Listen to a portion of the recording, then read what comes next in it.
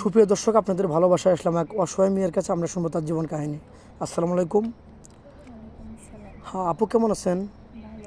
একটু জোরে কথা বলেন, আমাদের দর্শক বন্ধু শুনতে পাই, হয়তো ভাববো যে মেয়েটা কি একদম নার্ভাস, কথা আমরা শুনতে পাই না। তো যাই হোক, আপনার নাম? সাথে। আপনার দেশের বাড়ি কোথায়? ময়মনসিংহ শেরপুর। আপনার ফ্যামিলিতে কে কে আছে আপু? আমার আম্মু আছে, আমার আব্বু আছে, একটা ছোট বোন আছে। আচ্ছা, ছোট বোন আর আপনি। আপনার বয়স কত? 22। 22। আপনার লেখাপড়া করছেন? হ্যাঁ, করছি। কতটুকু লেখাপড়া করছেন? 8 পর্যন্ত করছি। ক্লাস 8 পর্যন্ত। আর ইচ্ছা জাগে নাই যে লেখাপড়া করি? আছে, লেখাপড়া মোটা আছে, কিন্তু আমার আব্বু তো গরিব, এই জন্য পড়াইতে পারে না। ও মানে একদম দরিদ্র তোমার আব্বু, মানে সামর্থ্য নেই যে তোমাকে লেখাপড়া করাবেন। যাই হোক, তুমি আমাদের ক্যামেরার সামনে আসছো বিয়ে সাথের জন্য, এই তো? তোমার বয়স কত বলছিলে? 22। 22 বছর। কত বছর বয়স হলে তোমার সাথে ম্যাচিউরড হবে মনে করো? 30, 40, 50, 45? হ্যাঁ।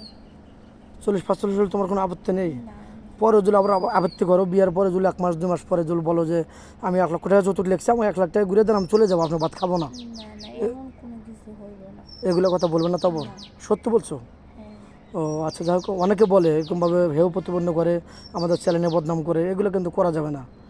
তো যাই হোক, কোনো প্রবাসী ভাই তোমাকে বিয়ে সাথে করে দিল, তোমাকে নিয়ে বাইরে যেতে চাই, 2-4-5 বছর পরে আসবে, তোমার আম্মু আব্বুকে বাধা দেবে কিনা? না, আমার আম্মু আব্বু বাধা দিবে না, কারণ আমার সুখ আমার আব্বু আম্মু ইচ্ছা।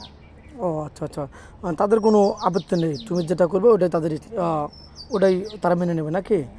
তো যাই হোক, কোনো ভাই বাংলাদেশেই যে কোনো ভাই তোমাকে বিয়ে সাথে করলো, তোমাকে রেখে নাইট ক্লাবে গেল, আর এক মেয়ের হাত ধরলো, তুমি বুঝতে পারলে, তাহলে তুমি কি করবে প্রথমে?